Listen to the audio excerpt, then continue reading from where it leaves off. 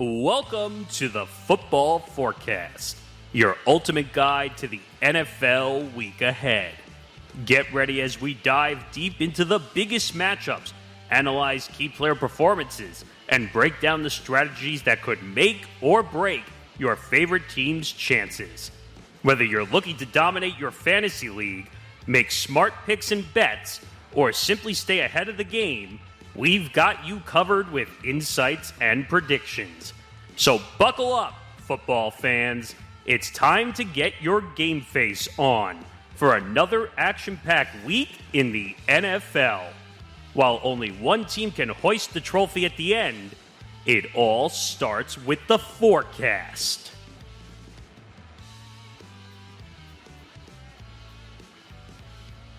Welcome to Week 8 of the Football Forecast on the Empty the Bench Podcast Network. We have a lot to get to. This is a much different week than last week. We'll go over all the scores and everything in a moment, but make sure you follow us on social media at TFB Forecast, ETB, on all social media platforms, Twitter, Instagram, TikTok. You know the drill by now. We put up Thursday Night Football, Sunday Night Football, Monday Night Football, everything on the side. Locks of the week, a new one we tried out last week called Crybaby of the Week.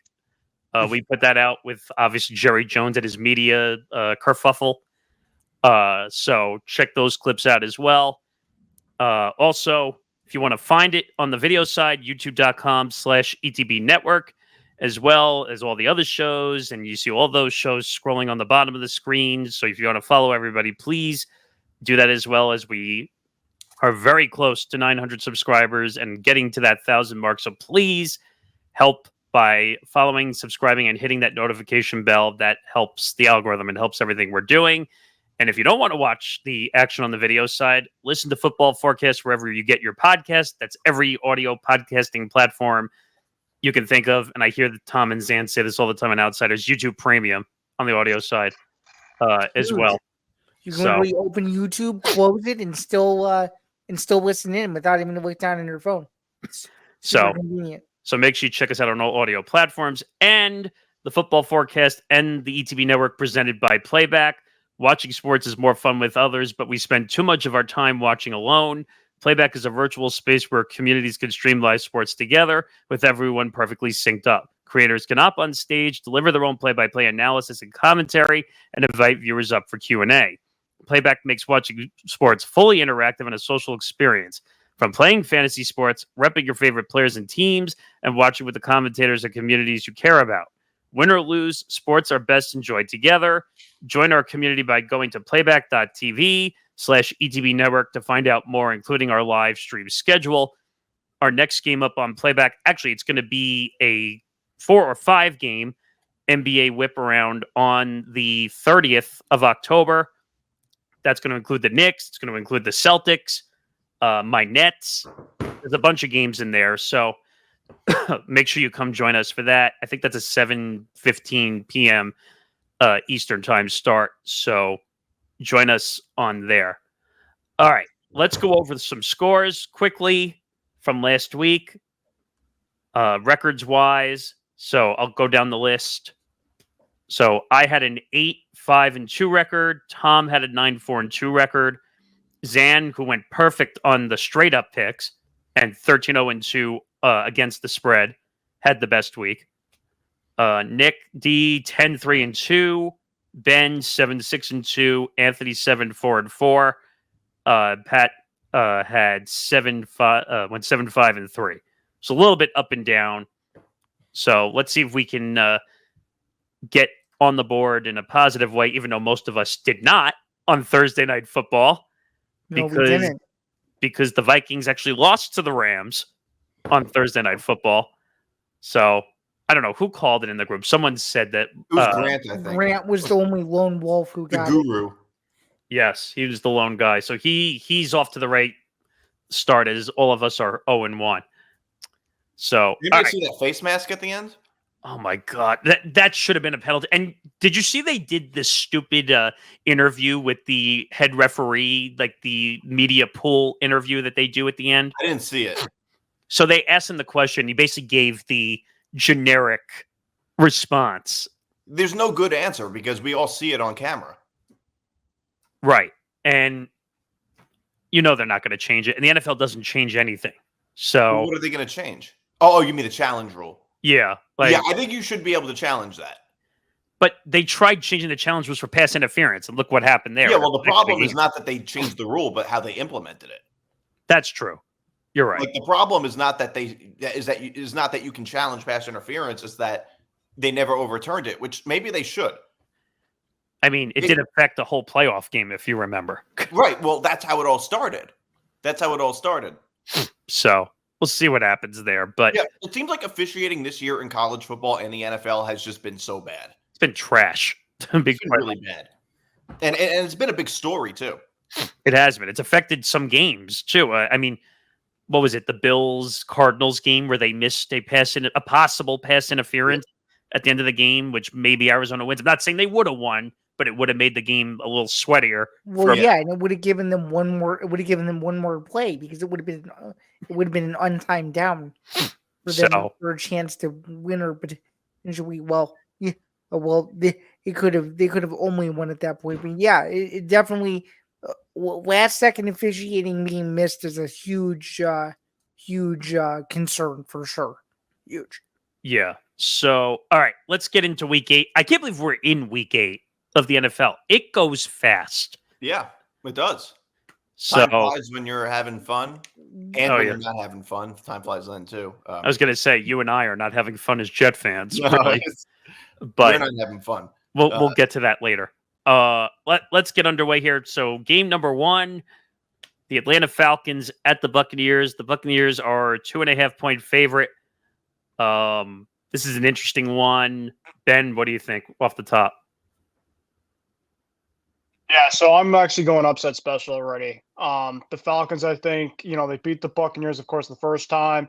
And the reason being is because Mike Evans and Chris Godwin are now out due to injury. And I think that's just a massive overall part to the Bucs offense is when Baker Mayfield's going well, it's because of the guys around him. And there's so much that you can have with guys like Rachaad White and Jalen McMillan and some other guys as well to step up. But when you take away 2 of the most prolific receivers, not only on that team, but in the NFL, it's a massive loss, especially against a division rival. So I'm going with the Falcons here for an upset. Anthony. Yeah, I agree with everything what Ben said. I would have picked the Buccaneers if it wasn't for the injuries. I do feel bad. It seems like Mike Evans was maybe rushed to play a little too soon. I feel like they should have gave him another week to rest up. And I also feel bad for Chris Godwin. I feel like that, hip drop tackle by Raquan Smith was kind of dirty. And I feel bad because Chris Godwin is a great player. He's a great human being. He's a great teammate. And he was having one of his best starts of his NFL career. One of the best receivers in the NFL this season, actually. And when you lose both those guys, it's going to be devastating. Obviously, they're going to rely more upon the run. But I just don't think they'll be able to beat the Falcons. I know the Falcons had a bad loss. They pretty much got shut down by Seattle's defense, which is why I was going to go with the Buccaneers. But no Mike Evans, no Chris Godwin. I can't go with the Buccaneers anymore, so I got the Falcons to win as well. So just quick update. They did officially call that a hip drop tackle, and they did fine him for that. It's undisclosed. We don't know what the fine is, but he did get fined. And I love how they do that after the fact when the other player is out for the whole season. Oh, we're going to fine him now after the damage has already been done. Nick, go ahead.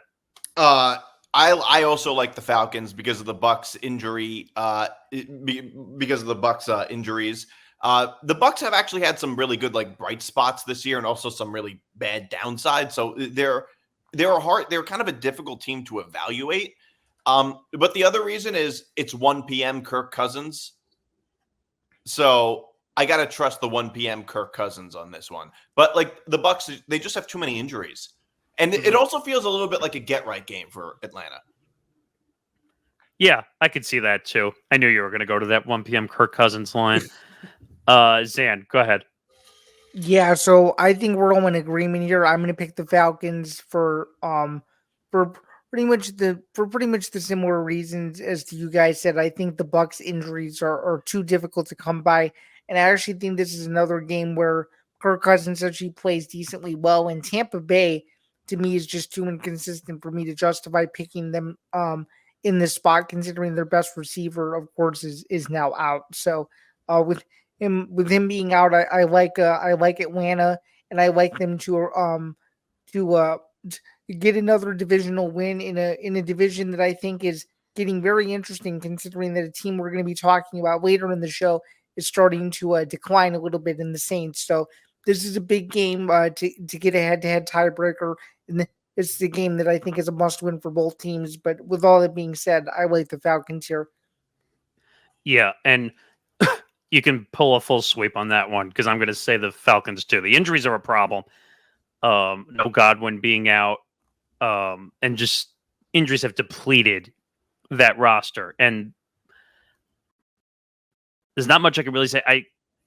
Baker has had good games, but he throws a lot of picks, and that's a huge problem.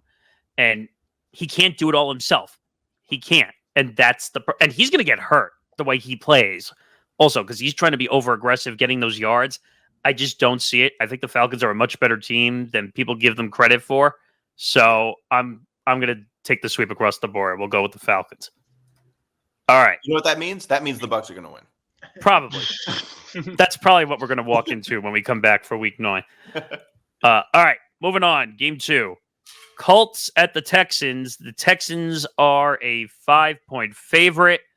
Anthony, start us off. Yeah, I'm going to go with the Texans. I know the Colts played very competitive with them the last time.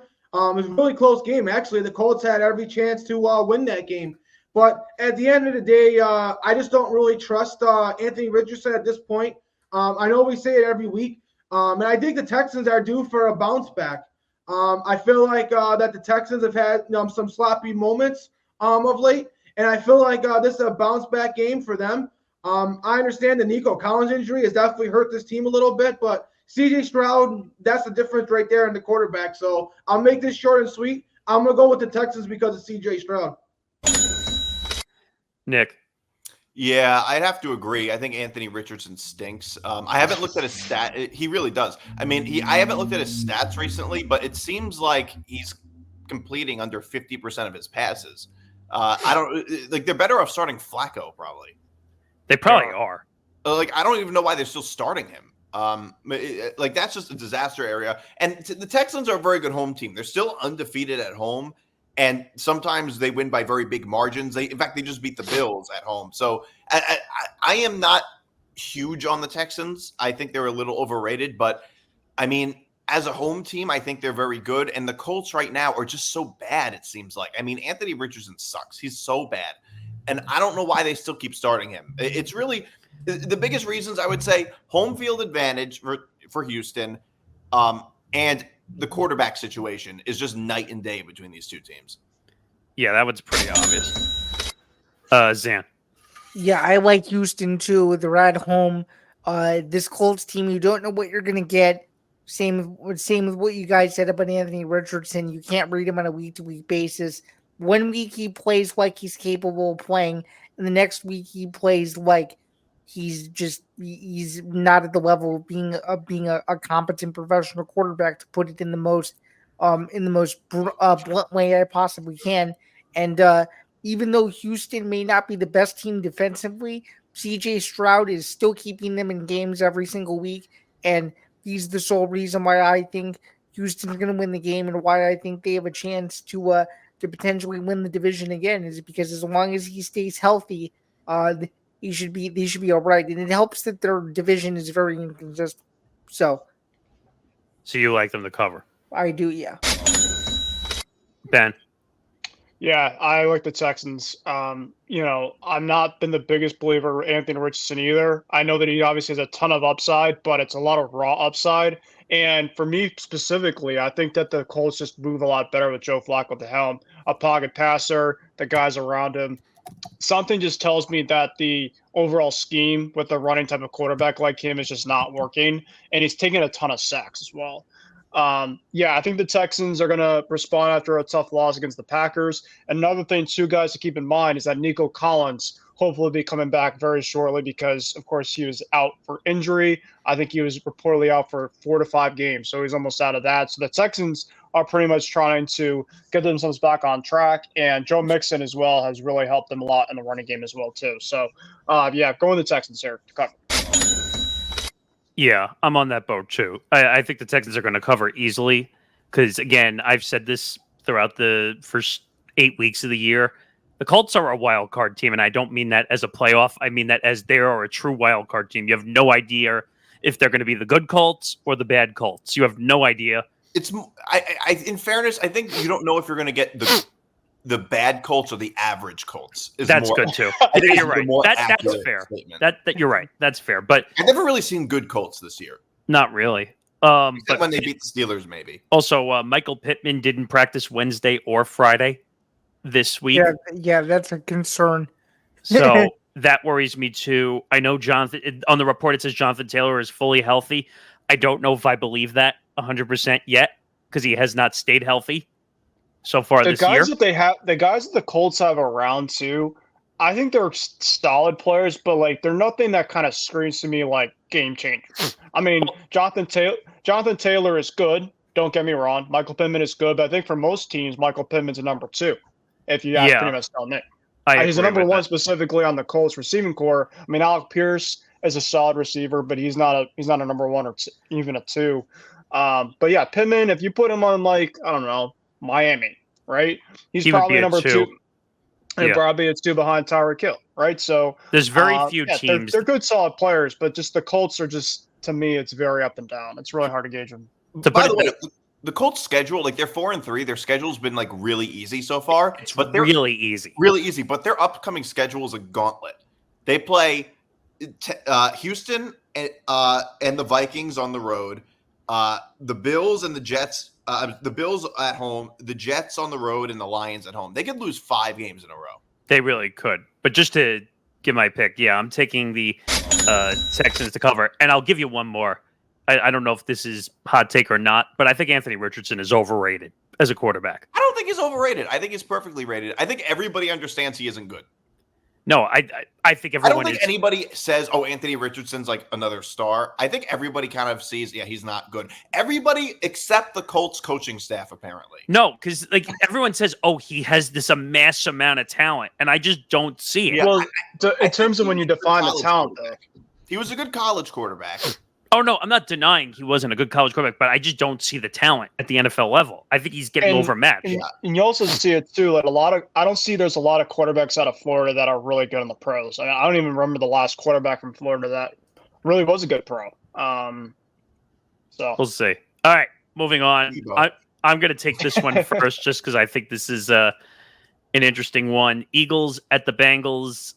This line is very interesting, by the way.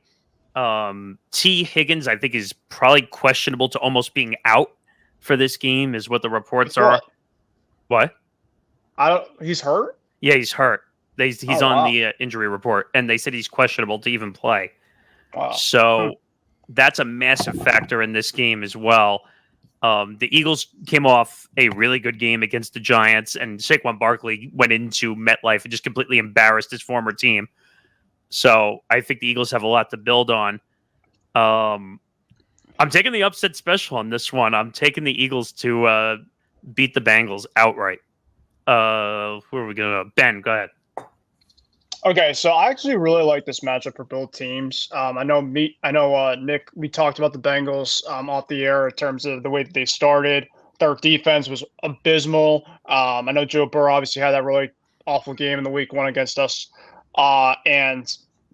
But I will say, I feel like I know the Bengals schedule has been favorable as of late for them, and they've been able to win some of these games.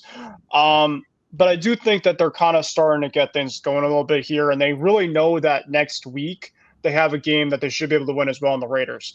The Eagles are very hit or miss to me. I really think that they're a good team, but I think they're also very beatable as well.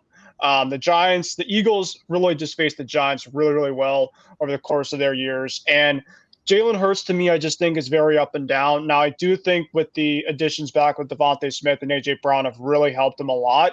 But I do think the Bengals defense is starting to play a lot better as well, too. So for me, the Bengals really need a win at home, and I'm going to go with them if Higgins is going to play or not. I think that the Bengals are going to cover this game. It's going to be a close game. I think it's going to go back and forth, but I think the Bengals are due for a home win. So I'm going to go with the Bengals here to cover. Oh, wow. By the way, I just got in. So 5 hours ago, the Bengals put out their injury report. He is listed as questionable with a quad injury. So, Anthony, go ahead. Yeah, I think this is going to be a very fun matchup. It may be high scoring. Both defenses have had their struggles at points this season. But the Bengals, like Ben said, their defense has been playing better. They did lose DJ Reader coming into the season, and I feel like they kind of had a hole at defensive tackle. I think BJ Hill has stepped in, and he's played a lot better over the last couple of weeks, and I feel like that's made a difference. Obviously, Joe Burrow has been one of the best quarterbacks in all of the NFL this year. Him and Jamar Chase has been trying to do the best they can to carry this team. And I feel like, like I said, it's going to be a shootout. You got A.J. Brown, you got Devontae Smith, Barkley, of course, and Jalen Hurts. So you're going to have a lot of points. But I feel like Joe Burrow is just playing too good of football right now. Jamar Chase has probably been the best receiver this season. I don't think the Eagles are going to have an answer for him. I don't think anybody does. So I think the Bengals are going to win and cover in a shootout. Zan. I'm riding the dream with you, Nick. I like the Eagles this week. I'm sort of with you as well in the sense that you don't know what Bengals team you're gonna get, and I just simply think the Eagles are better, and I might be a little biased considering that I am playing Jalen Hurts on one of my 4 fantasy teams. So I hope he goes off this week. If there's one week that he has a chance to go off, it's against this secondary for sure, and. I think they win. I think they win and cover outright in an upset special in a game where the Bengals are going to find another comical way to lose because that's what they do at home. So we'll see. I'll be fully entertained if they lose in a comical way. Nick, Dave, finish this one off. I also like the Bengals. We're talking about what you guys, Zan, you were just saying we don't know which Bengals team we're going to get. I think that might be more the case with the Eagles. That might be more the case with the Eagles. They are not good this year. Well, they just got back 2 players too. They're healthier now. Yeah, but the point I'm making is that they're also a bit of a wild card, just like the Bengals are. So I think that argument can kind of be made both ways, and they haven't looked great. I still think the Bengals are not that bad of a team, even though their record isn't great. They remind me a little bit of the Jets in a sense, which is that like they should be winning games that they're losing in a lot of these games. I like the Bengals playing at home. Joe Burrow's been really good lately. Joe Burrow has been great. And yeah, I really do have a feeling I like the Bengals. So we're split here. 3 of us are taking the Eagles and 3 of us are taking the Bengals. It's the first time we've been split this week. So we'll see which one comes out on top and which one will have to lick their chops into next week to try to get back on the horse and try to win a few more. I mean, it's a matchup that you feel like it's going to be split as is. I mean, it's going to go back and forth. All right. Time for a few fast tracks. Hopefully we can do these quick, but this next one, Nick and I might have a mouthful to talk about. Jets. And it's not really a fast track, is it? Well, it should be, but it's not going to be. That's why I put it there. So the Jets are a 7-point favorite on the road at the Patriots. For respectful sake, I'll let the Patriot fan go first. Ben, go ahead. What do you think about this? Okay. So you guys will be surprised, and this is not the first time I've done this on the program. And it pains me to say it because I don't like the Jets, but I do think that they're a lot better than what they've shown. And me and Dick and Nick talked about it earlier on in the week with the goalpost. I think that this Jets team is ready to have a breakout game. They just got Devontae Adams last week. Our defense was absolutely abysmal. We gave up 17 straight runs to the Jacksonville Jaguars, which did not even have Travis Etienne. So if that pretty much tells me something, that's bad. It tells me that the Jets are going to be able to control this overall game. I don't know if it's going to be as similar as the first time they faced us, but it's going to feel like the first time in a while that we're going to get our ass kicked in both games by the New York Jets. And I think that Drake May has been great. I think he's obviously probably the only bright spot we have on this team so far this year. There's been a lot of back and forth on social media with the receivers, saying that they want the ball, they're becoming what divas whatsoever. Gerard Mayo might be one and done, even though I really like Gerard. So there's just a ton of just stuff going on that I'm not liking. So I'm going with the Jets here, and this is my lock of the week. Whoa. You're going old Nick Morgeson, locking against your own team. It's my second time. Nick, you go first. And what's funny is the first time he did it, he lost. What? Yeah, I like New England to cover, but the Jets to win outright. I see another very ugly win coming from the Jets.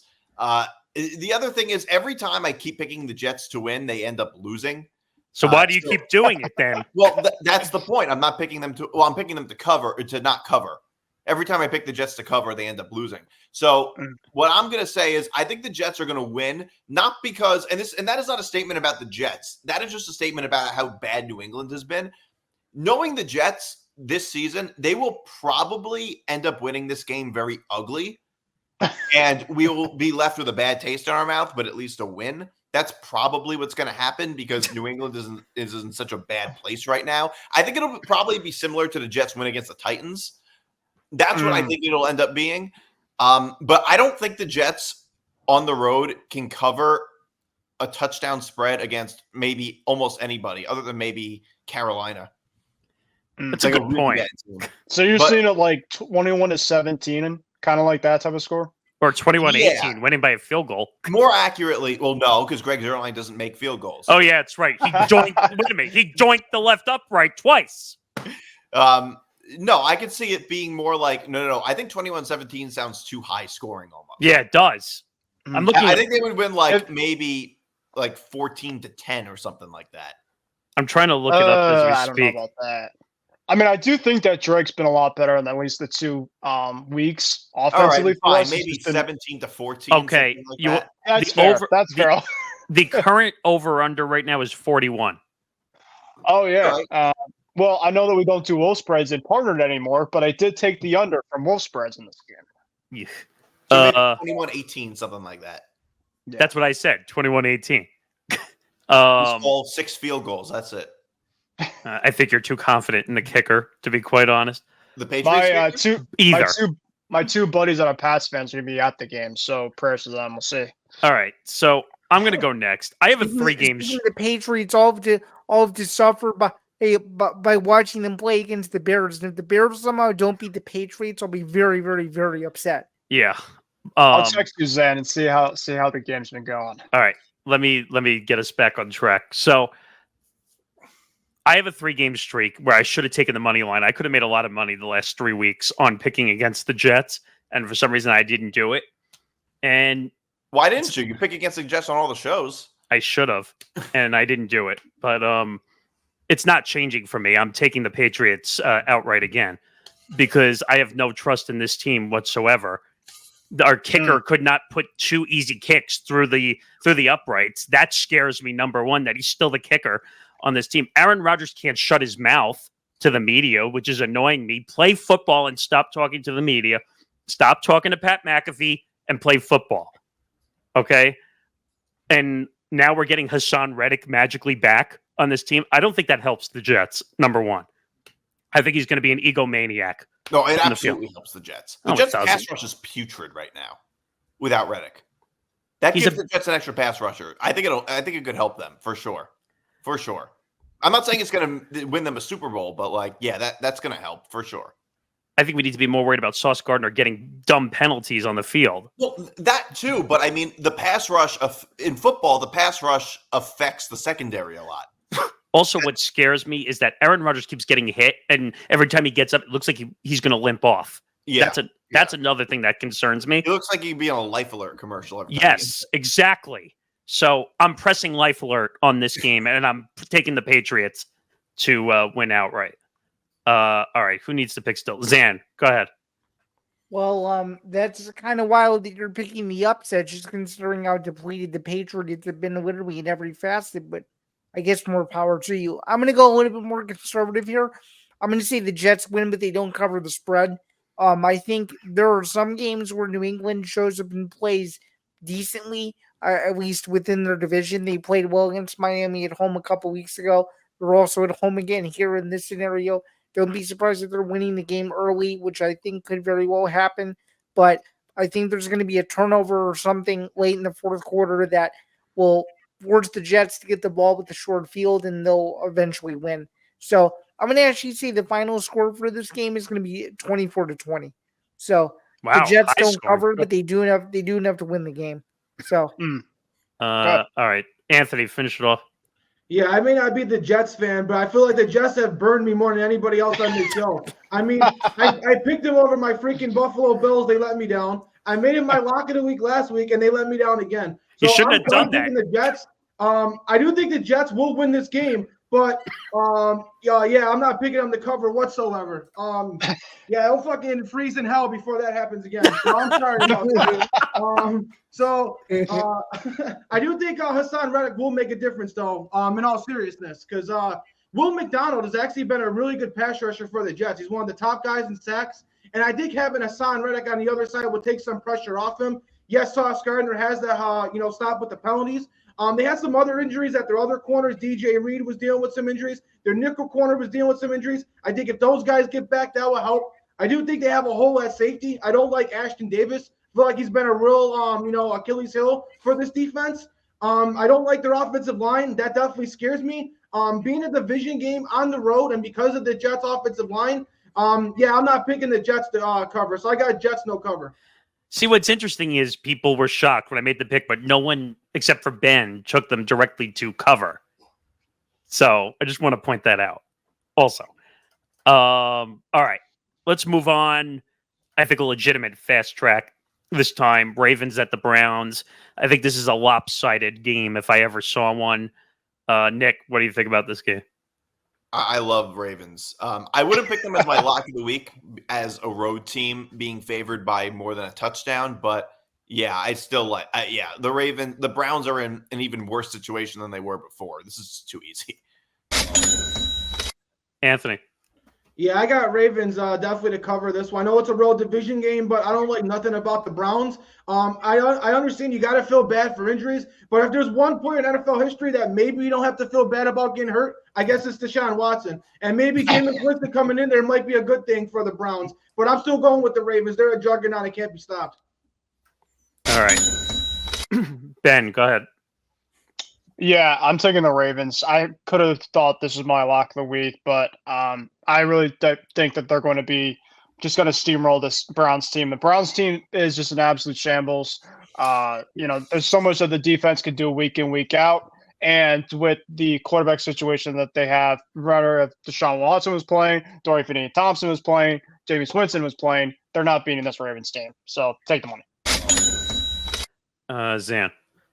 Well, this should be a shock to no one, but this is my lock of the week. I think this Browns team is terrible. I know. I've taken the Ravens as my lock before earlier this season, and I think I've done okay. I think I've taken them twice, and they're 1-1. I think they'll get back above 500 in this category that I just whipped up myself, and this will be the easiest win of the year for Baltimore. Even though, as Anthony alluded to, it is a road divisional game. So you have him as a lock. Okay.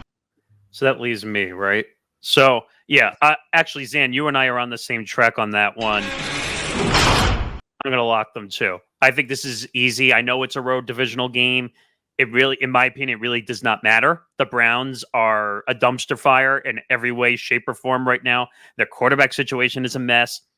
I really don't feel bad for Deshaun Watson whatsoever for everything that's gone on off the field. I'm not saying that I would root for him to have an injury. Let's be very clear about that. Number one, because I would never root for an athlete to have an injury as much as I hate them. But with everything that's going on with him, unfortunately, I'm not going to feel bad for him. And having Thompson as a starter or Winston as a starter, it's bad news. This team is going down the tubes. So I'm taking them as a lock.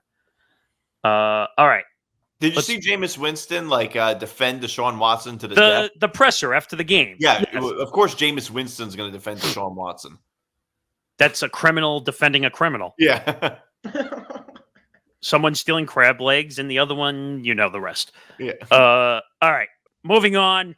This was originally going to be a fast track. It's now not a fast track because there is news that Tua is officially past concussion protocol, and he is going to start for the Miami Dolphins at home against the Cardinals.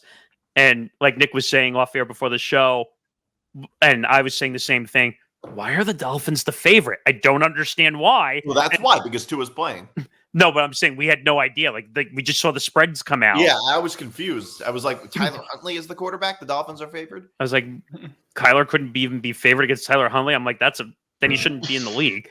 But then we find out Tua is starting, and now everyone's going to be worried. In my opinion, he should retire and not play anymore with the 4 recorded concussions, and I think 3 that are 3 undocumented concussions, at least, that he's had.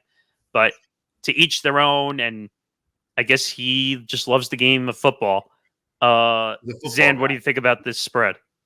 Yeah, I mean, this spread is interesting to say the least, but I think a key going into this game is, everybody was, kind of excited thinking that, Arizona, has a little bit of momentum after what they were able to do, on national TV a week ago, and kind of an ugly game, and now they're going to arguably go back rather to being the same old Cardinals.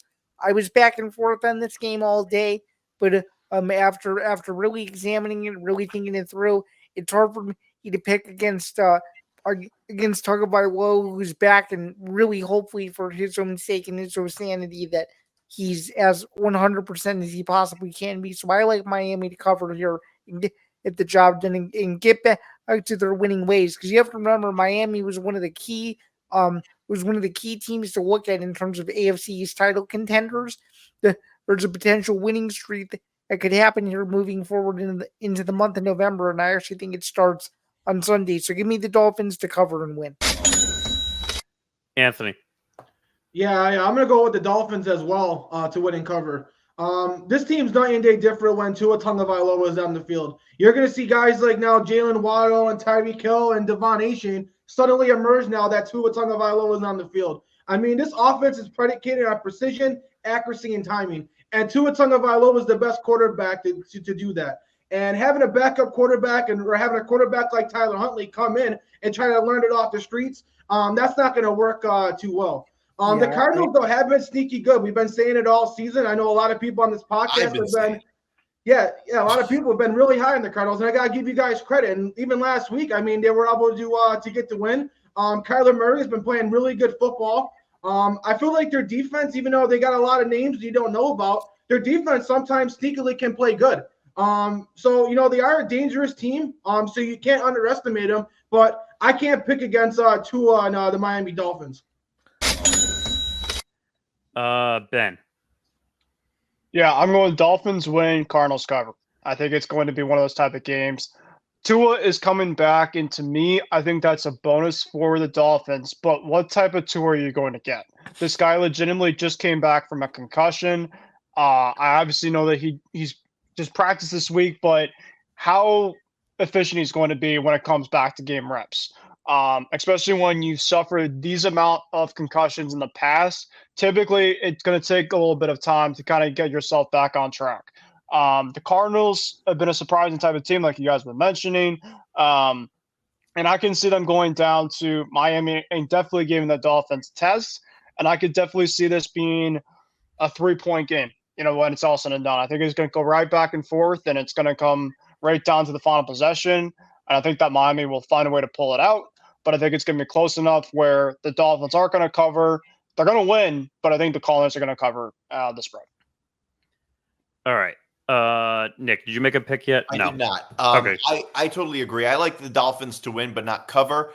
Kyler, the Cardinals, like I said, they've had their moments, is how I would put it. They're not all that bad of a team, but they have like really high highs and really low lows. Like they can blow out a team like the Rams, but also get killed.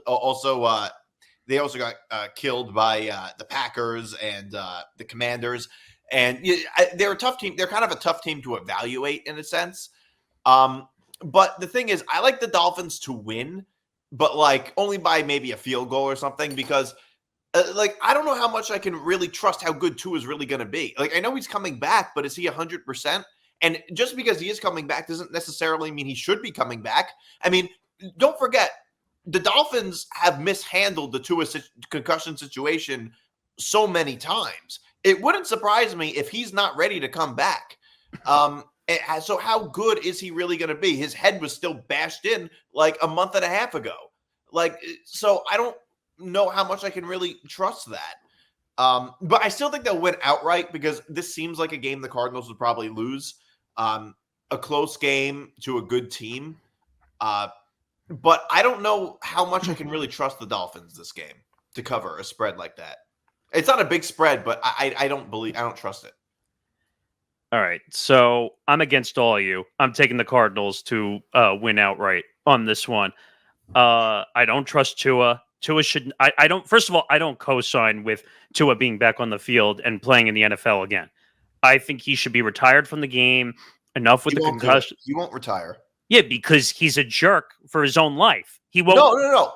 Well, it's not. I think that he worked so hard to become an NFL player that he doesn't want to give it up. And also, I think all of us would probably do the same thing. Like, if I was in his position, I would honestly not retire. I would rather just get a bunch of concussions. Well, wait a minute. Hold on. I'm not saying Time out. That's a good idea. That's just what I would do. Time out. If your head is completely bashed in and you can't remember your family members and you can't remember what you're doing, you're telling me you would still continue to play football? Knowing myself and a lot of guys I know, I think we probably would. I'm not saying that's the right choice. I'm just saying, like, I think a lot of guys are stubborn and a lot of us are just like, no, I'm going to keep going. Like, I think he's stubborn against his own good judgment. The thing is, people are letting him. They're letting him come back. I think the doctors are just as stupid as he is, to be quite honest. The doctors might not be good. But it could be. Like, I think it seems like they're very likely just. And you're telling me that the Miami Dolphins are going to say, hey, he can't play anymore? They're not going to do that. They need him. No, but I don't know. Like, this organization seems to be uniquely bad at handling concussions. He's had 4 documented concussions and probably another 2 or 3 that we don't even know about. Well, know what? Well, have you ever heard the saying, if you're in Florida and you have a medical emergency, the first place you go is the airport? Yes, I've heard that before. It probably applies in the NFL, too.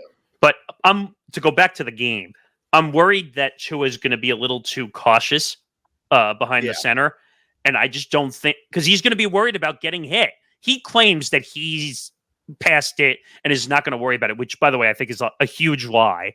No, but it's the right answer. But by the way, let me just say, maybe he's so concussed that that is true. It could be true that he's just so concussed that he's not worried. I don't think he's 100%, to be quite honest. He probably isn't. I don't think anybody believes that. Actually, Anthony, to that point, he's already come out and said that he refuses to wear the Guardian cap. Yeah, that's the one thing I disagree with. He should wear it. Because they're claiming that it's more weight because of the way that he got concussed, which was his head bouncing off the ground as opposed to getting hit. Yeah. They're saying that would be more weight, not less efficient weight. I think eventually. Yeah. I think eventually, as much as Tua, is dedicating to this game, sometimes making a decision for your own personal well-being is going to have to take an overall factor at the end of the day. It takes a lot to get a lot of young men to do that. Okay, but he's made a lot of money already. I get that. I don't disagree. I'm just saying it takes a lot to get a lot of, especially NFL players, to do that. But this is where coaches and doctors are supposed to step in and protect the player from himself. Thank you. Yeah. That's the point I was waiting to hear. No, I agree completely. I agree. So, all right, we can talk about this for hours. Let's move on. No, because we literally could debate this for hours. All right. Another fast track game. This game stinks. Packers -4 at the Jaguars. This one's not great. Anthony, go ahead. Yeah, it was nice to see the Jaguars play better last week and get another win. Brian Thomas Jr., like I said, has emerged as one of the best receivers in the National Football League. But I'm not going to trust them. The Packers have been unbelievable. Jordan Love and those receivers have been great. This defense has been really solid as well. Not only am I picking the Packers to win and cover, but the Packers are going to be my lock of the week. That's a good one. That's a really good one. All right, Zan, what do you think? Yeah, I like the Packers here too. I like the way they survived and persevered to get a really, really clutch home win last week against, I think, a Texans team that I think is underrated and not necessarily overrated. The Jaguars are the complete opposite. The one win that they have is totally lucky. They beat arguably the worst team in professional football. That's going to be one of the few wins they get for the next couple of weeks because a long losing streak is about to start, and it's this week. Give me the Packers to cover -4 and win the game. Easy pick. Yeah. This would have been, had I not gone with the Ravens for my lock, this would have been my other choice. Man, Zan, you and I were thinking on the same boat because I was actually thinking that way too. If I had not taken the Ravens, I would have taken the Packers too. Yeah, the Jaguars game against the Patriots was a fluke in every way, shape, or form. Because I mean, the Patriots are also just bad. well, no, but I'm saying when Sadly. you go to London, anything goes. You have no idea what's going to happen down in London. Yeah, and the Jaguars, they're called the London Jaguars for a reason. It's a de facto home game for them. Yeah, essentially. So, yeah, I'm taking the Packers to cover on this one. This one's really easy. Jordan Love has looked really good. Josh Jacobs finally broke out of his shell and ran for some yards.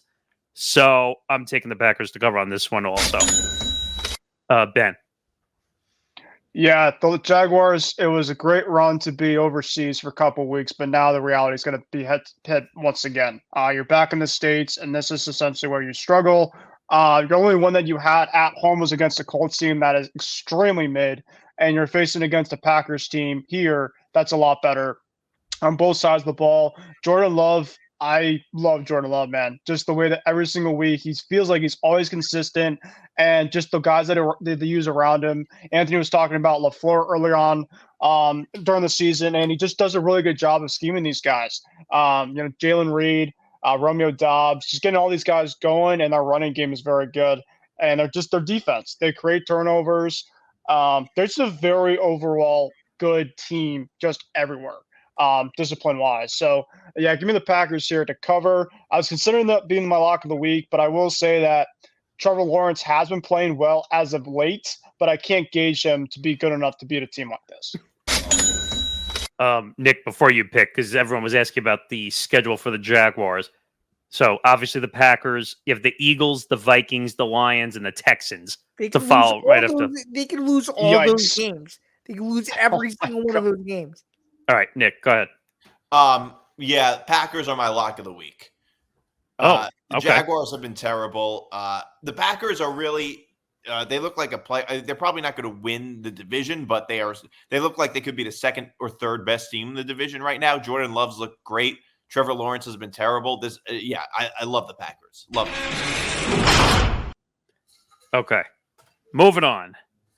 A game that's fairly lopsided. Titans at the Lions. The Lions are a 11.5 point favorite.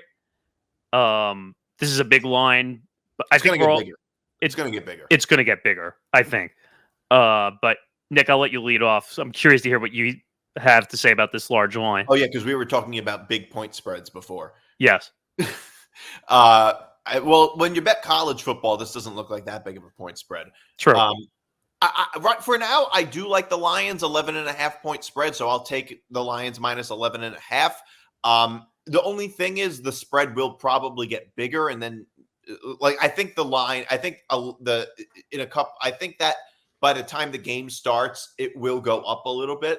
But I still like the Lions to win by 2 touchdowns or more. I think the Lions look like they could be the best team in the NFL right now, from the way they've looked.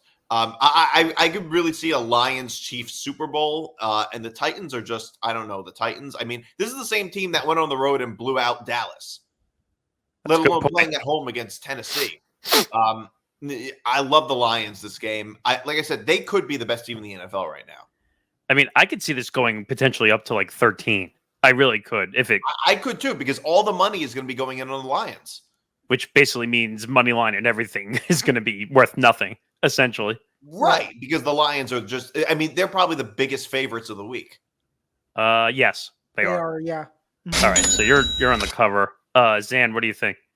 Lions for sure. This was another potential lock for me if the spread wasn't so high. But because it was 11.5 or because that's where it currently sits, I needed to proceed with caution. But I still think the Lions are 2 touchdowns better than Tennessee. And you just don't know what you're going to get with this Tennessee offense. There's some times where they look good and Will Levis looks competent, and there are other times where it's just like they look lost. I mean, if you were to go back and really examine their schedule, there are maybe 3 or 4 games that they could have easily won that they lost on their own, including their week 1 game against the Bears. That doesn't tell you how much bad luck they have, I don't know what will, but Detroit is simply the better team, so I'm taking them. So, Anthony. Yeah, like Nick D was saying, the Lions probably are the second best team in football right now. After having that great win they had last week, blowing out the Dallas Cowboys. Obviously, we said the Aiden Hutchins injury is going to hurt their team, but this team has so many great players. On defense, we talked about their safeties. On offense, man, they got so many weapons. I know Jameson Williams has gotten suspended. Obviously, that hurts. Obviously, you still got Gibbs. You still got Laporta. You still got St. Brown. And Jared Goff's been playing unbelievable. I feel like the guy doesn't miss a throw. No, he doesn't. Basically completes Well, every one pass. game he literally didn't. Yeah. He didn't. You're right. He's been unbelievable. He's probably been the best football of his career. But I just feel like this is way too many points in the National Football League. And we've seen this Titans team play really competitive football. They've been real close to a lot of their games. And that first half against the Buffalo Bills, that game was very close. The Titans were giving the Bills everything they had. And like we said, the Titans defense has been really carrying them. Mason Rudolph, I feel like when he's in there for the Titans, that gives them a better chance. He helped them get their first win of the season. I really don't like Will Levis at all. But the Titans do got a good pass defense. And because of that, I feel like that's way too many points. So I got the Lions no cover, surprisingly. Well, even last week, though, when they played the Bills, they still ended up losing by more than 3 touchdowns. yeah, because the touchdowns all came late in the game, too. That's Pretty why. much garbage time, pretty much. Yeah, the only win exactly. is against the Dolphins with a backup quarterback. On national TV, too. Even worse. All right, Ben, what do you think? Yeah, I love the Lions here. I was considering them being my lock of the week. I actually picked the Bills for Anthony's team, and I had my lock of the week last week, and they were a 9.5 point spread there. And so, if that pretty much tells me, and I think that they won by two scores plus, Yeah. I hit on that last week. I'm rocking with the same thing with the Lions. The Lions have been one of the best teams in football, as Nick talked about before. Jared Goff's been playing excellent, and they've been scoring a ton of points every single week. The Titans, to me, I just do not trust their offense. It just feels like it's burned up and down, and there's just so much that you can do about your defense. Ben Johnson's just done a really good job offensively with them, Montgomery, with Gibbs, and St. Brown, and just everybody else kind of doing their thing. So, yeah, give me the Lions, and I have them to actually cover here, too. Okay. Yeah, I'm taking the Lions to cover. I just think the Titans are dysfunctional. I know I keep using that word a lot, but I think the Titans are dysfunctional. I'm not a Will Levis fan by any means, even though he's just been bad. Do we know who's starting? Is it Levis or is it Mason Rudolph? Do we know? I don't even think it matters. I don't think it really. Yeah, it was just more from a curiosity standpoint, but Yeah, I don't really think it matters either. I don't think it really matters. Yeah, the Lions are going to burn and toast the Titans, so take them up. All right, moving on. Now we're in the late window. I think Bills in Seattle. Yeah, so Bills at the Seahawks. This is actually quite interesting. Let's start with our Bills fan here. Since you say you have problems picking them to win or to lose. So the Bills are a 3-point favorite on the road in Seattle. Anthony? Yeah, that is a tough trip. Going across country. Playing in Seattle is always real tough. The 12th man is always really hard to play in. Seattle's defense really came alive last week. Kenneth Walker is going to be tough to stop. And we've seen the Bills defense have problems with running backs. And I feel like they're going to have a tough time stopping Kenneth Walker. But with DK Metcalf most likely being out in this, that's definitely going to hurt the offense, which, we've already seen Geno Smith struggle already. And if he doesn't have his best option out there, that's going to be a tough ask. And I feel like the Bills, we're going to see probably Amari Cooper emerge. He had a pretty solid game last week, basically not really knowing the playbook, just coming in there for a few days and just kind of making it work. And he was able to have a huge impact, and look for that again. So I know it's a road game going to Seattle. That can be tough for the Buffalo Bills, but I just think Josh Allen and Amari Cooper would be too much. With DK Metcalf being out, I think the Bills are going to win and cover. Nick D. Yeah, I also like the Bills. The Bills are just several steps ahead of Seattle right now. And also, other than Seattle's win, I mean, Seattle had a good win last week. Other than that, they have like 0 good wins and some like really bad losses. They beat of their wins, they beat Denver, New England, the Dolphins, and they ended up and they lost to the Giants, which was which is awful. which is a pretty bad loss. So the Falcons was a good win, but that's the only good thing we've seen from Seattle this year. Not to mention DK Metcalf is not going to play. I mean, I was like this last year too. I was never a big fan of Seattle. And it's not because one of my exes is on that team. I love the Bills this game. I think they'll win by a touchdown or more. All right, moving on to Zan. Bills. I think that the Seattle team is a little bit too inconsistent for my liking. They should be a better football team and they just aren't. And when you compare the quarterbacks, it really isn't even a comparison. Josh Allen is better than Geno Smith by a mile. So this should be, to me, a relatively easy win and cover. As long as the Bills can overcome the crowd noise in the first half, they should be fine. So, Ben. Yeah, I like the Bills too. Seattle, outside of kind of the early part of their season, they've kind of been very up and down. And they've been relying a ton on Geno Smith this year, and he hasn't been the same guy like he was early on the season. So I feel like Seattle's kind of going on the downhill, kind of throughout the rest of this point in time. And, without DK Metcalf, that's obviously Geno's number one option. The Bills getting Amari Cooper, I think, really helped them last week just offensively. Josh Allen just seemed much more comfortable in the second half. And Ray Davis, I think, is an X factor as well, too, in the running game. He's done really good with them. And James Cook, I think, between that 1-2 punch, the Bills, I think, are getting something cooking there, too. So, I have the Bills here to cover, even though it's going to be in a tough place to play.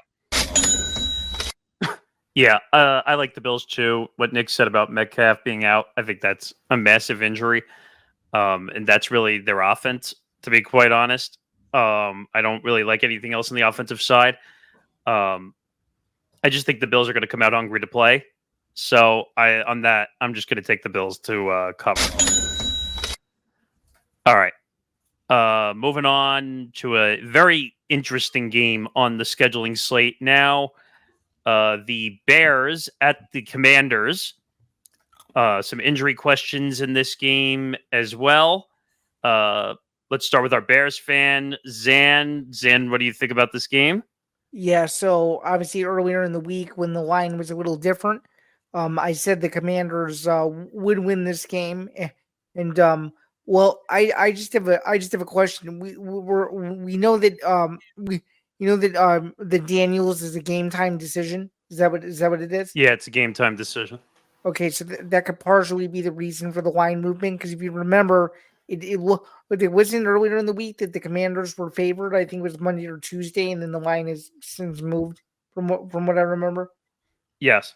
Okay, so even it said I'm actually going to go split call here. I actually think the Bears do enough to win, even though they are depleted on the defensive side of the ball a little bit. I think the Bears do enough to win, but I think the Commanders do enough to cover the spread, assuming that Daniels does play. Obviously, if he doesn't, I hope the Bears can do enough to cover the spread. But I feel like every single time these two teams play, it's always a weird, close game. The Commanders have had the Bears' number the last few years, just based on series history and whatnot. I don't know if that will obviously play a factor, considering that these two teams are totally different than where they were a couple years ago. But I feel like this is still one of those close games where it could end up being a swing game for the NFC wildcard picture. So give me the Bears by about one or so. And with that being said, the Commanders will do enough to cover. So I'm gonna go split. Wow. So you literally think this is going to come down to the wire Yeah. Within a field goal. within a Mhm. field goal. So It'll pick be, them. yeah, it'll Essentially. be a great game. Yep. Ben. Yeah, I love the Bears here. Jaden Daniels hasn't practiced the last couple of days and doesn't seem like he's going to play. And if you're going to have Marcus Mariota in there, I would take Caleb Williams in terms of the way he's playing right now over Mariota. Mariota, of course, had a good game against the Panthers, but the Panthers are just not a good team at all. They have an awful defense. So I think anybody really could go against that defense right now and tear him up. So and it sucks because I would love to see Jaden Daniels play against Caleb Williams. Of course, you have the number 1 pick against the number 2 pick. And heck, if he does play, I don't really trust him, if he's not really 100%. So I like the Bears here. The Bears have actually, Zan, I tip my cap for you guys. You guys have had pretty solid year, kind of given all circumstances. I know you guys are in a really tough division, probably the Thanks. toughest division so far in football. We're undefeated at home. Yeah. Yeah. They're playing well. I think I'm going to go with the Bears here. I think that they're going to do enough to cover this game, and with the uncertainty of Daniels with his injury, I think I like that even more. Okay. Anthony, what do you think? Yeah, I'm gonna go with the upset here. I think the Commanders are gonna win this game. I know it's tough to pick the Commanders, especially with Jaden Daniels' injury, and the Bears defensively has been playing great. Obviously, we know Caleb Williams and that wide receiving core has just started to click. I feel like the Bears are due for a loss, and I feel like like I've said this before. Usually, a lot of times when a starting quarterback gets hurt, usually if they got a decent veteran backup, that veteran backup could come in and play good. We've seen Andy Dalton do it for the Carolina Panthers just a couple weeks ago. So I wouldn't be surprised. Mariota does obviously can muster up a couple good games here and there. And I think that'll just be enough. He's got Terry McLaurin. He's got weapons to help him out. I don't trust the Commanders' defense, obviously, but being the home team, I think they can muster up one good game out of Mariota to get by. So surprisingly, I'm going to go with the Commanders to win in the upset. Interesting. Okay, Nick. I totally agree. I'm going upset special. Washington. Washington has been great. He's a game time decision, so we don't know if he's going to be playing or not. I'm just officially questionable. DNP's Wednesday and Thursday was limited on practice Friday. If I were to guess, I think he's going to play. Yeah, I think. But so. I don't know. And that's part of the reason why I think the Commanders will do just enough to cover is if he does play. By the way, I think there's a really good chance he starts and doesn't finish. That might happen too. I feel like that's a wasted effort a little bit. But I'm not saying that that's their plan, but I'm just saying there's a good chance it's going to happen. Because rib injuries are very, very tough. But I was going to say, yeah, I do. The Commanders have been great this year. They've been right up there with some of the best teams in the conference. And also, like, the Bears are undefeated at home, but they also haven't won on the road. Nope. They're wow. That's a significant contrast right there. Yeah, they are. The Bears are not a good road team, and the teams that they lost to on the road.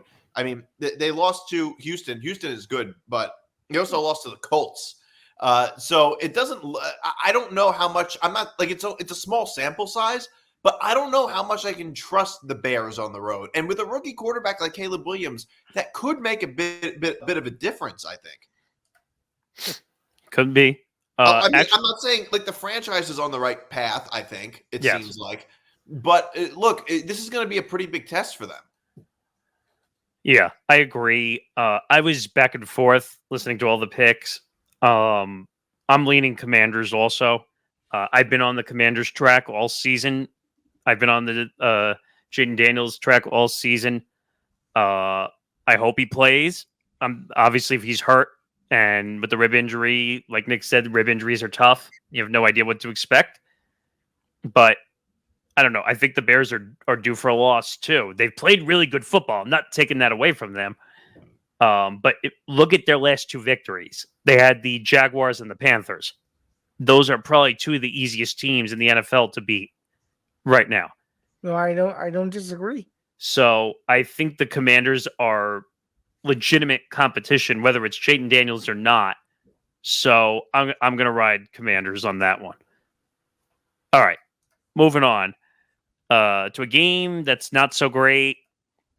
Saints at the Chargers. Chargers are a 7-point favorite at home. Not a fast track game. I guess I forgot to put it in. It Probably pretty much should be. it probably is a fast track game, to be quite honest. Nick, since you're up, go ahead. Yeah. I'll fast track this game. I like the Chargers. Saints. I mean, if it was Derek Carr playing, it would be different. But yeah, the Chargers are pretty good this year. It could be a bounce back game for them after losing to Arizona. But the Saints, they don't have a quarterback. Oh, right, because Derek Carr's hurt. Derek Carr is hurt, right? Yeah. That's why they're favored by 7 points. Yeah, it's bad. So you're obviously taking them to cover. Yeah. Anthony, what do you think? Yeah, I got the Chargers. The Saints have just been devastated by injuries. I mean, when you go into a game and Mason Tippmann is one of your starting receivers, you know it's that you're down bad. And Paulson, Debo, one of their top corners being out, that's devastating. Yeah, I don't trust the Saints. Spencer Rattler, he's a rookie. The offensive line's not doing him any favors. He's got no one to throw to. Yeah, I don't like the Saints anymore at all the rest of the season. So got the Chargers. Ben. Yeah, I like the Chargers too. The Saints have really kind of declined ever since the start that they had. Without Derek Carr too, it's really hard for them to kind of get anything going.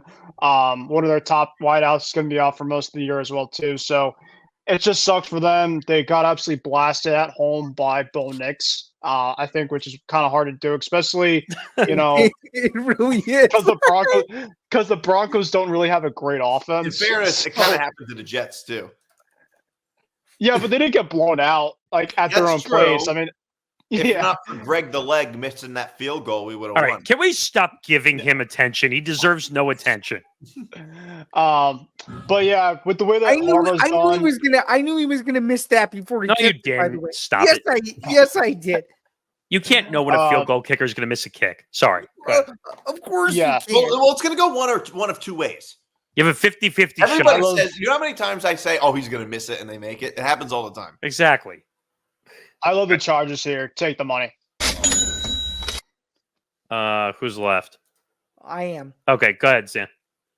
Yeah. This is a game that you would rather do laundry during than actually watch it. Give me the Chargers. Wow. This is easy. If they don't win this game, LA Sports Talk Radio is going to be scorchingly upset on Monday on I guess early Monday morning. Yes. I'm kidding. Yeah, they do. Sometimes we forget because it gets. Come on, they're not New York. No, they're not. All right, so you're taking a cover. Mhm. Yeah, and usually, and this is going to sound shocking, I'm actually taking the Chargers to cover, and I hate the Chargers. I don't like the Chargers at all whatsoever. I don't like Harbaugh. I don't like Justin Herbert.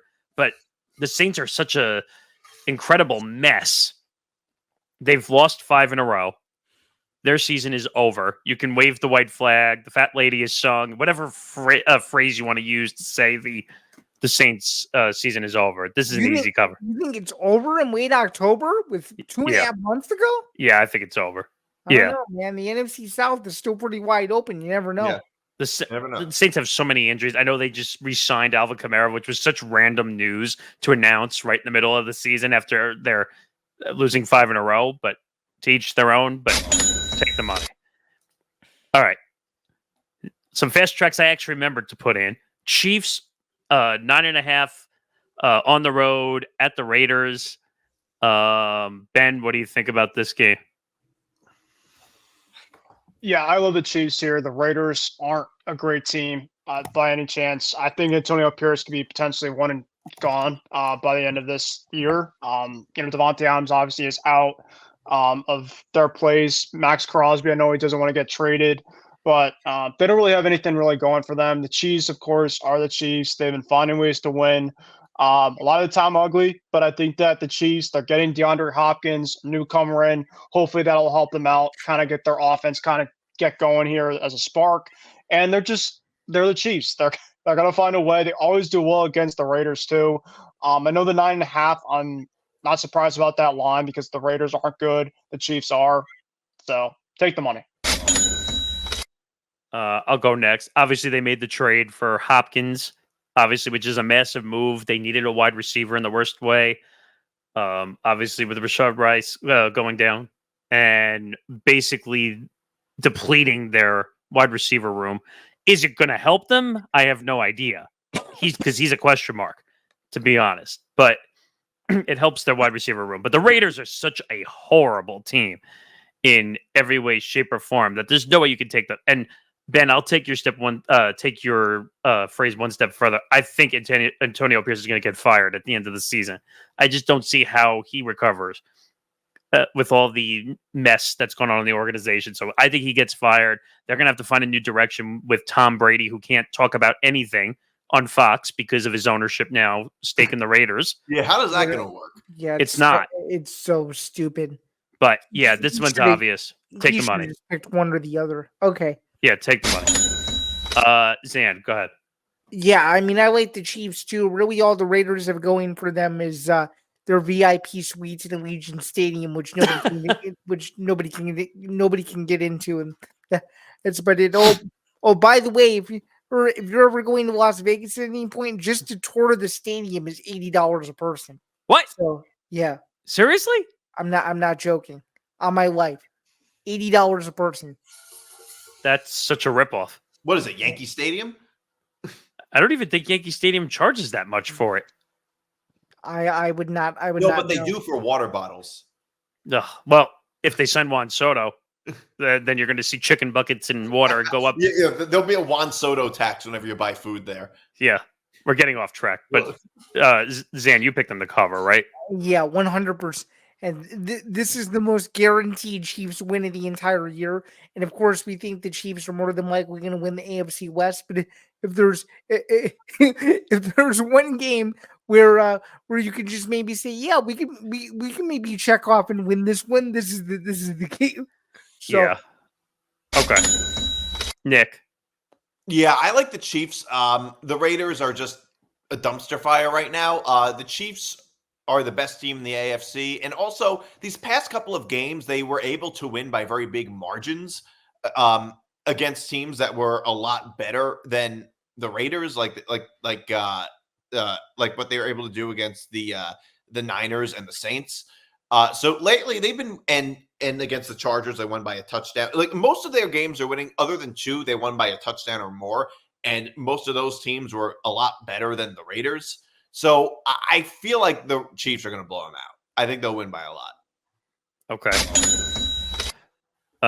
Anthony. Yeah, I know. I always say road division games with a high point spread, stay away from them. But this is a different story. I got the Chiefs to win and cover. The Raiders got no offense whatsoever. They got no receivers. I don't think it matters if it's Aiden O'Connell or Gardner Minshew. I know it can be Minshew now with the injury, but still, you can't trust this team. In Kansas City, I know there's a lot of good defensive teams in the NFL, but I feel like I can't come up with a team that has a more impressive defense this year than the Kansas City Chiefs. I mean, Pat Mahomes hasn't even been playing that great, and this team is still the best team in the National Football League. I mean, it goes to show you now that they got DeAndre Hopkins, if Pat Mahomes and this offense starts clicking, this team is going to be virtually unbeatable. Chris Jones and that defense, I mean, they're stopping everybody. So this is easy. I got the Chiefs to win and cover. All right, moving on. Last fast track, and this is just wow. Panthers. Oh, I have the spread in the wrong place. That's a wild too. Wow, the Panthers are favored by 2 touchdowns, by 2 scores. Can you believe it? Quickly with the magic That's the of easiest pick I've ever had to make. With the magic of fixing right there. Panthers at Broncos. Broncos are a minus 11-point favorite. I mean, are we pretty much all in agreement, or is there any argument to this spread? Because we can pretty much just fast track this one all the way if we want.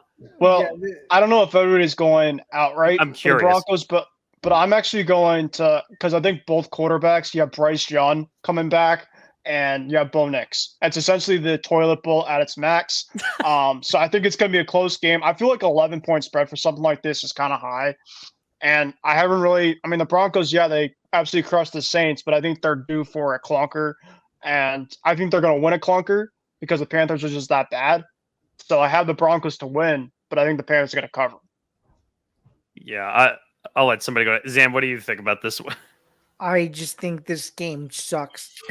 It's true. I mean, literally, like even though Denver's favored by 11, they could win this game 13-0, and I would not, and I would, and I would not care. It's just It'd be a cover at least. this is one of those games where you're almost grateful that only parts of the country get to see it, because this is arguably the worst game of the entire week. You won't see this on Red Zone very often either. No. There might be more punts in this game than points scored. You never know. I mean, just remember, Bowles NFL Red Zone, every touchdown from every game. So if we get one, we'll get one. But they don't do every punt from every game. That's a good point. Imagine if that was the case, we'd be bored out of our mind. Oh my god! So what are you taking on the spreads now? Yeah, I like Denver to cover, but just barely. It'll be just barely over the 11, probably by about 2 touchdowns. We're gonna go with a closer number here, 27-14. Wow, that's even more high scoring than I thought. Nick. Yeah, I don't know how to feel about it, because on one hand, I think Denver really isn't good, but on the other hand, they do show flashes. And the other thing is just that the Panthers get blown out by like 2 scores almost every game they play. That's a good point. Like other than the game that they won the Raiders, that they won against the Raiders. I mean, the smallest margin that they lost by was 10 against Cincinnati. So it seems like when the Panthers lose, they lose bad. And now Bryce Young is coming back. I mean, and they're just getting killed in all of these games. I mean, they lost by 37 points to the Saints. They lost by 23 to the Chargers. The closest, like I said, was against the Bengals, which was a 10-point game. They lost by like by more than 3 touchdowns to the Bears. They got killed by the Falcons. I mean, like the Panthers, this is just a pattern. I have to go with Denver to cover this, because the Panthers, they keep getting blown out. They are just rock bottom right now. And to be fair, some of those teams you just listed aren't very good either. So yeah, some of them are not.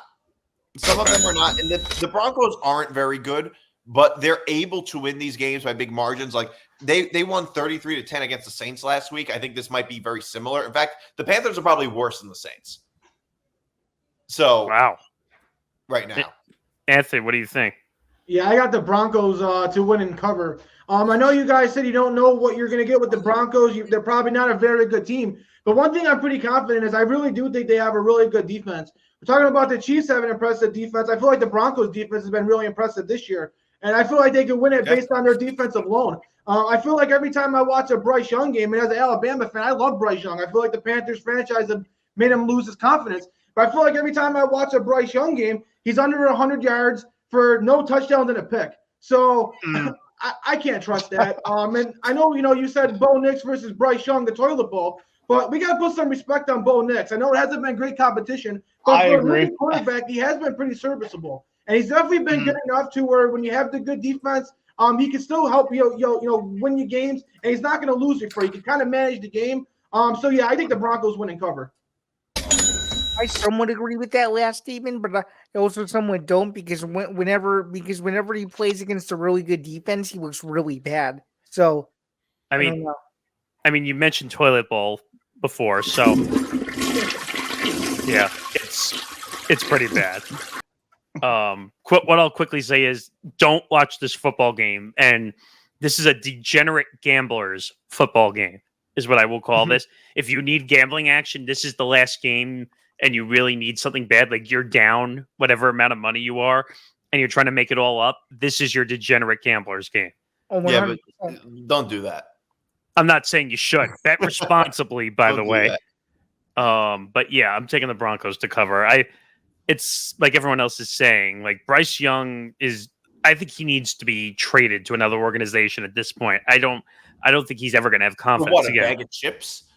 Or a bucket of baseballs like they do in the minor leagues. But whatever your choice is. Or the famous player to be named later, which is always my favorite. Maybe cash. Or cash. Well, they're going to have to pay that contract off. But yeah, Broncos cover. All right, moving into the primetime games. Sunday Night Football. This one all of a sudden got very interesting. The Dallas Cowboys at the 49ers. The 49ers -4 at home. Ben, what do you think? Yeah, this is really tough because I don't like the Cowboys defense at all. And the Cowboys under Jerry Jones, the clown show continues. I don't care what's going on there. And the Niners, I just don't see them losing back-to-back home games. I mean, it's fair enough when you look at last week, you lost a game at home to the Chiefs. And I know that the Chiefs, obviously, the Niners are trying to get their revenge from the Super Bowl last year, but it just seems like the Chiefs just have their number now. So that's what it is. The Niners, of course, Deebo Samuel's questionable. Prayers to him. He obviously was going through quite a bit this week. He might be coming back. Apparently Christian McCaffrey's coming back according to Rap Sheet in week 10. So that's gonna be in a couple weeks. So that might be some good news for the Niners. Brandon Ayuk is gonna be done for the season, so that definitely hurts. But this, I think, is a fair overall line. I just don't trust Dak Prescott. And on Sunday Night Football, Dak Prescott in San Francisco, I've seen it before. It's not good. Didn't they get blown out last time by the 49ers, if I'm not mistaken, on prime time? It was pretty bad. I don't remember. I don't think it was the Cowboys are still. It was pretty bad. The Cowboys are still down Micah Parsons and a bunch of their guys. So yeah, I think the Niners are due for a bounce back. I don't see them losing back-to-back home games. I think it'll be close because I don't think that the Niners aren't playing great per se either, but I trust them more. So give me the Niners to cover. Anthony. Yeah, I think Ben said it perfectly. You got two teams that both got issues. One, the 49ers got all those injuries on offense, and the Cowboys got their injuries on defense. So it's going to come down to, attrition of which side of that ball is going to play better. I do think Brock Purdy will have a bounce-back game. I mean, when you go up against Chris Jones, and now you're going up against a Cowboys team who doesn't have Micah Parsons, I mean, that's night and day. So I feel like Brock Purdy will have a much better game. Obviously, being the home team, they're due for a bounce-back win. So just like Ben said, I think the 49ers are going to win and cover. Nick. I disagree. I like Dallas coming off a week of rest, and the Niners are just you have no Ayuk, no Christian McCaffrey, no Deebo Samuel. This team is so badly injured. I saw a meme that said their healthiest receiver was shot 2 months ago. Yes, you and I had talked about that. Yeah, I think we did, and it's actually a true statement. I thought you were going to say The Walking Dead, but so they are the Niners are just so injured right now. And Ben, you were saying I don't see them losing 2 home games in a row. I mean, I don't know. I do. Like they're that injured. Like it's not that. I mean, listen, it could happen, but I just think that it's not that crazy. I don't know. No, but the Niners are typically a really good home team, so I'm just trusting them in terms of home team. If they're healthy, right. They're not healthy. They're far from healthy. It seems like, by the way, the West Coast teams this year have so many injuries. I mean, yeah, the Rams and the Niners. It seems like a California. It's actually wild. Something in the water in California that players are just getting injured all the time. Well, that's not saying much. But yes, I like Dallas. I still like Dallas is like a very on and off team this year. It seems like they are, and you don't always know what you're going to get. And I think they're due for a big win, and they're also coming off a week of rest. Keep that in mind too. I think that does help them. I'm actually taking the Cowboys as well. I like them to win, by the way, not just cover, win outright. I like them to win outright. Yeah, I'm taking the Cowboys outright as well. I just think that the Niners' injuries are far too much. I think Deebo was in the hospital last week during the game. Also, it's not good. Pneumonia, right? And Brandon Ayuk tore his ACL and is done for the year. I mean, so that's a massive injury. What do they have left? CMC's not coming back till week 10. They're depleted offensively. They have nobody. Is Brandon Jennings even playing? I don't know. Like that's another guy I heard that was injured too. Actually. So they have no offense. Who is Brock Purdy throwing the football to during this game? And let me be clear. The Cowboys are a dysfunctional mess too. Like, no, they have no idea what's going on with their franchise. Like you said, Parsons is out. Their defense is kind of basically trying to huff and puff to the finish line like the little train that could. So I'm taking the Cowboys. I just think because of all the Niners' offensive woes, I think the Cowboys will win. Zan? Yeah, I'm going to keep this brief. I think the 49ers win simply because they're at home, and past history tells us Dallas on national TV doesn't do well no matter who's playing for them. I do think it'll be a very injury riddled game. I think you're going to see that. I think you're going to see an ugly game. It's going to be an ugly score. You might even see a scoregami alert. If you're not careful, just because of how ugly this game could be. Keep an eye on the fact that potentially the losing team may score a weird number, like either 18 points or 25 points or something really bizarre like that. But I do think the 49ers do just enough to win, just given the fact that I think even with all the injuries, I think Brock Purdy is a better quarterback than Dak Prescott right now. So, and as somebody else alluded to, I think the 49ers losing back-to-back home games just simply isn't in the cards with how consistent they've been the last few years. So, but again, I'll go back to the same point that Nick made. Saying that they're not going to win back-to-back home games is kind of a moot point. I probably should have said this. Like, yes, they are badly injured, but I'm taking in terms of the fact of like the Cowboys are also injured on their side of the ball too. So you can pretty much look at it and it kind of evens out at the same time. So I'm just essentially it's the matter of, well, all right, I'm trusting the home field here. Yeah, I think that that's how Brock I Purdy feel bounces too. back. That's So how I I'm not feel saying too. that they're doing it because they're the much better team with just a healthy roster. I just think that both sides are very banged up. And I think that the Cowboys, they give them a ton of yards on their ground game. I think that Kyle Shanahan will do enough to get Jordan Mason and some other guys on the ground to win this game. Well, okay, so Zan, you said barely cover. Is that are you taking them to cover or not? Yeah, they'll barely cover. They'll win by like 6 or 7 probably. So just barely over the 4 number. Okay. It's a game that if you're seriously thinking about betting it, don't bet it at all. That's what I'll say. All right. Final game, Monday Night Football. Our Giants fans are not here, which is kind of ironic. So Giants at the Steelers. The Steelers are a 6-point favorite at home. They just dismantled the Jets at home. No, the Jets dismantled themselves. Well, whatever you want to call it. Actually, I should have played this before, but because Tom actually made a video and he'll yell at me if I don't actually put the video in. So here's the video that he made for Russell Wilson and Aaron Rodgers. So watch this first.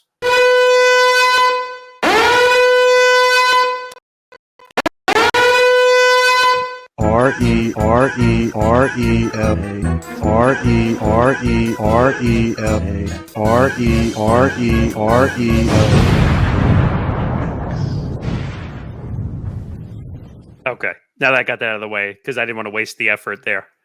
What do we think about this game? Nick, what do you think about this game? I mean, I feel kind of torn on it, but the Giants have just been putrid lately. They just their performances have been terrible, and I mean, I hate it. Like, I don't know how to feel about it really, but I'm gonna go with Pittsburgh to cover the 6 points. Just mainly because of how bad the Giants have been, and also I don't know how to say it, but like it's just like it seems like everything is going right for Pittsburgh right now. Right now, everything seems to be falling in their favor. Even though I don't think they're that good of a team, and the Giants, they're just, I feel like their season's just over. They're last place in the NFC and the NFC East. They don't have much to play for. Yeah, I'm going with Pittsburgh. Zan. Yeah, I like Pittsburgh too. This is almost perfect because as the Steelers get into more of the gauntlet of the AFC North schedule, they can really focus on more of the games that they actually need to win. This is one of those games where they just need to take care of business and defend home field. And I think that Pittsburgh is pissed after losing in that monster rainstorm a couple weeks ago. So I feel like they realize that there's a chip on their shoulder a little bit, and I know that there's been some controversy with the quarterback position, whether people are fans of Russell Wilson or people are fans of Justin Fields. But at the end of the day, like he does every year, Mike Tomlin is continuing to find ways to win with the very lack of talent that he had. So with that being said, they catch the Giants at the perfect time, and I think the Steelers easily cover this number. It might actually end up winning by a couple of touchdowns. So give me Pittsburgh. Wow. Yeah, so I was reading over the last couple of days that apparently Mara was at a movie premiere for his father. There's a movie that's coming out being done on his father, and he was talking to the media, and he basically told the media that Dable and Shane's jobs are 100% safe, regardless of what happens this season, which is wild. That is a wild statement to make. Unbelievable. I couldn't believe how wild that's. What happens if they lose the rest of the year? There's no way they can have a job, right? At the end of the year, I personally don't think so. I just You mean, like, don't win another game? Is that what you mean? They were brought in to fix this, and they've done nothing but not fix it. I'm saying basically if they flame out the rest of the yeyear, right? And they no longer have their best player. He's on a completely different team in the same division, and they kicked their ass last week. Saquon Barkley came in and just annihilated the Giants on his own terms, which is the last thing you. If there was one thing you had to stop last week, it was that, and you did not do it. You couldn't do it. So, the scary statement I would have made, I almost looked at this as a lock of the week, almost, because of the way this game is situated and the way the Giants just look terrible. But I think this is an obvious cover. I think they're going to win by 2 touchdowns at least. So you agree. You think that this score has a chance to get ugly. So we're both kind of thinking on the same wavelength here. Oh yeah. Okay. I think the Steelers are going to blow out. Ben.